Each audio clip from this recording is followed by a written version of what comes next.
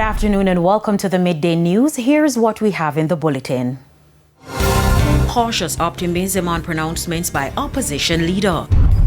2 police officers injured by gunmen during daring robbery in St. James. And later in sports, one track manufacturer says there was no bidding process for resurfacing of the National Stadium track. Thank you for joining us. I'm Carrie Simpson. Here are the details.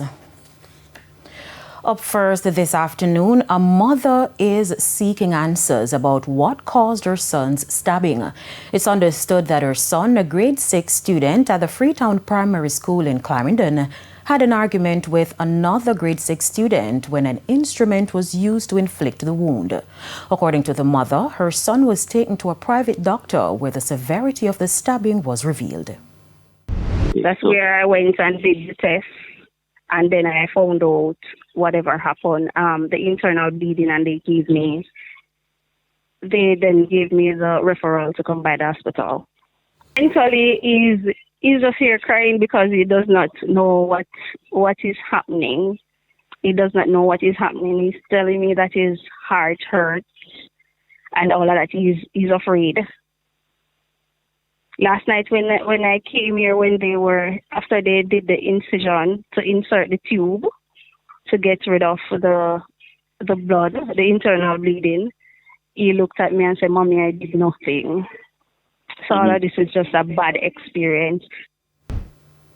Now, the incident has resulted in both students missing the sitting of the Primary Exit Profile PEP Performance Task exam, which is being administered today and tomorrow. Strong criticisms this afternoon over the failure of the Andrew Holness-led government to have increased renewables in the national grid mix. During his contribution to the budget debate on Tuesday, opposition leader Mark Golding noted that the ongoing reliance on non-renewable energy is driving the high price in electricity that citizens continue to face. O'Shane Masters reports. Where is the help for Jamaicans? The question being asked of the JLP-led government due to the high cost of electricity.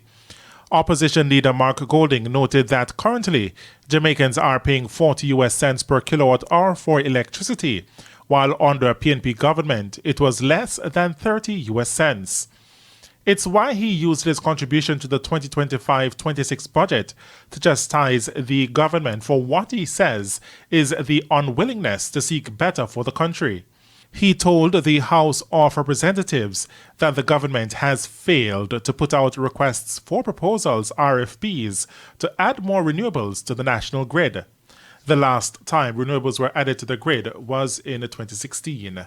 This government has failed to issue regular requests for proposals, RFPs, for additional renewable energy over their 8 years. In fact, there's only been one in the last 9 years. We will prioritize achieving the renewable energy target of 33% by 2030. We intend to issue utility-scale RFPs every 2 to 3 years to achieve our renewable energy target. The opposition leader also noted that the next PNP administration will address the issue of electricity theft.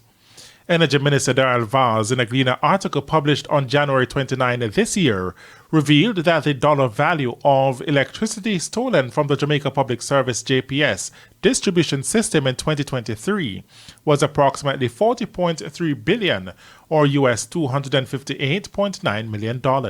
I acknowledge the effort announced last Tuesday by the Minister, but $1 billion is not enough to make the level of impact that is needed.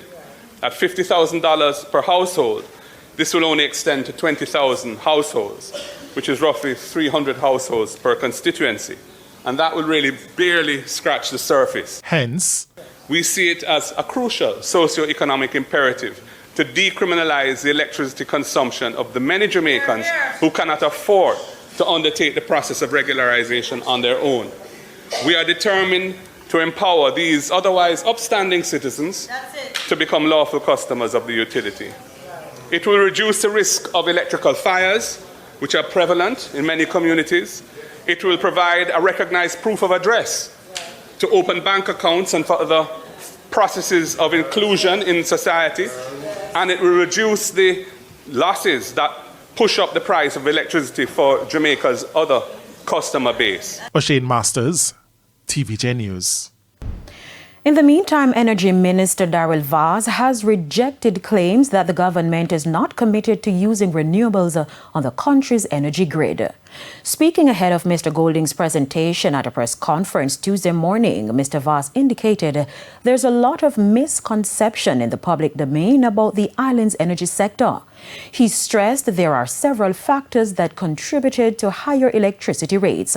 For instance, a surge in fossil fuel prices, supply chain disruptions brought on by Russia's war with Ukraine, and production cuts. However, he says the government has made significant improvements in using renewables. Accelerated distributed renewable energy adoption with 436 new renewable systems licensed, adding 8.5 megawatts of new capacity.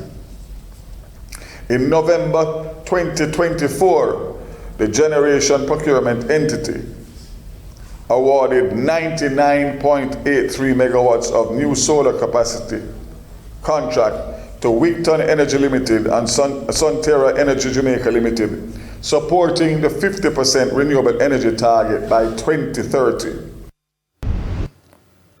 There's a level of cautious optimism towards pronouncements made by opposition leader Mark Golding in his budget presentation Tuesday, more so as it relates to benefits for public sector workers and young professionals in accessing affordable houses. The price of houses remains a sore issue for young professionals and the lowest earners in Jamaica. On Tuesday, Mr. Golding explained that under a PNP government, there will be significant benefits for those groups as well as for public sector workers. He said the public sector will again benefit from the NHT's preferential interest rate regime. Additionally, public sector workers will be given a 3-month moratorium before payments on housing loans kick in. As for young professionals, the opposition leader said a $1 billion fund would be set up where those individuals 35 years and younger would get $500,000 towards their deposit towards a home. But analysts say while the plan sounds good, the feasibility of such a move needs to be studied. A number of the ideas, albeit not priced, we don't know how we're going to pay for them, but they seem interesting to me. So, for example, how it is that he's going to treat with the housing situation that really affects young people who graduates out of university, having the financial resources to own a home, that kind of arrangement where he would allow for the NHT to rent homes to people with the understanding that those homes will become ultimately theirs. That was helpful. I think the opposition leader going into that idea of what he would want to see re-NHT, HAJ, and how he can use those to benefit public sector, youth, etc. It sounds good. It sounds good if it is something that can actually be funded, or they can put in the safeguards, as it were, to ensure that these things actually come to light. In the meantime, public affairs commentator Jermaine Barrett wants a change to the way in which the budget is done. For example, he believes the revenue measures document should be released to the public months in advance so that the details could be perused ahead of the budget debate. But again, he says there should be cause for concern with the ongoing budget debate and the yearly budget cycle. Because it's one thing to have politicians making promises, grandiose, expensive promises, but then when it is that they come into power, they fail to implement these promises because the money just is not there, right? So we need to know, as the electorate, that the promises that are made are reasonable. And because the Fiscal Commission, as would have opined on the government's budgetary arrangements, have certified it as incredible, there is no way in which we can know authoritatively that the policy prescriptions of the opposition at this time are actually feasible, viable, just overly outlandish. O'Shane Masters, TVJ News. 2 police officers are hospitalized after they were shot and injured as they foiled an attempted robbery at a supermarket on Church Street, St. James, Tuesday evening. Reports are that members of the St. James Beat Officer Patrol Division intercepted an attempted robbery at a supermarket. During the confrontation, 2 armed men engaged the lawmen, firing a high-powered weapon and a handgun. TVJ News understands that 2 members of the team were shot. One officer was shot in the left shoulder while the other in his left leg.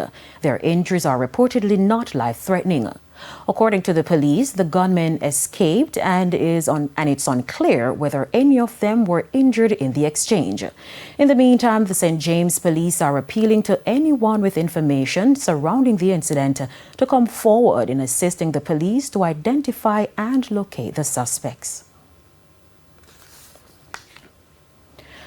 The government will be investing roughly $700 to $800 million to carry out major upgrade at the Oracabessa High School in St. Mary. More in this report. The Oracabessa High School in St. Mary is set to benefit from an investment by the government with the building of a new block in a matter of months.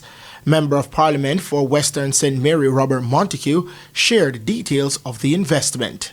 8 new classrooms, 1 biology lab, 1 chemistry lab, 1 agricultural science lab, 1 information technology lab, a home management lab, and a staff room.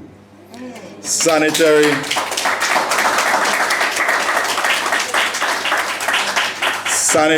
conveniences for both students and staff, ancillary facilities for the ancillary staff, administrative offices, an auditorium, a multi-purpose court, which sports development has half taken care of, ramps and lift to facilitate disabled students to access classrooms. Additionally, a solar system, perimeter fencing of the compound, a new sewage system, and water harvesting will be done.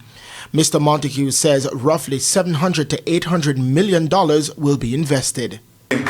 The board chairman and the principal have received the letter already, stating that the government is already on the way to spending some $49 million to do the pre-investment, which is the surveys, the soil test. I think they did the soil test about last weekend or something like that.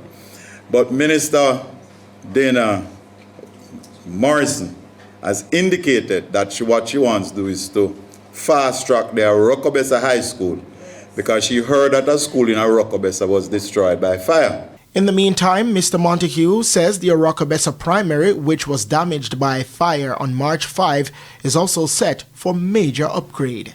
The primary school is going to get an investment with over 20 classrooms, auditorium, etc. So she is fast-tracking both, because I don't know who in the ministry, I don't know if Ms. Blackwood Mix told her that both schools are on the same compound. So I have invited her, I have said to her, as soon as she signs off on the fast track, I will invite her to tour the facility. Christopher Scott, TVJ News. The St. Catherine Health Department was put to task at the recent Municipal Corporation meeting. Deputy Mayor of Spanish Town, Ralston Wilson, insists not enough attention is being given to Spanish Town. Right out at Tardspen, feces are running across the road. Again? Yes, and I've said it over and over. Inside Council is sitting next to you. And nothing is being done. But the last time I refuse from driving there because I will not drive my van into it and then go and park it on my carport. Mayor of Spanish Town, Norman Scott, attempted to respond, but not without an abrupt interruption by the deputy mayor. The last time we spent lots of money clearing some... we need to do it again. And we want it to be done once and for all. Your worship, when you pass, if you're in a AC vehicle, you stunt. The word is terrible. Raw, I am asking the health officer again. Let us help to clean up Spanish Town. It's time for a break. Stay with us, more local stories when we return.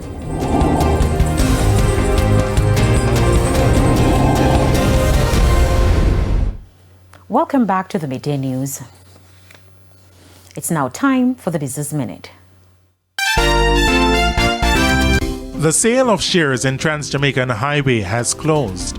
The government offered 1.7 billion shares, or 20% of its stake in Trans-Jamaican Highway Limited. Due to high demand, an additional 750 million shares were made available. The government expects to raise up to $9 billion from the sale.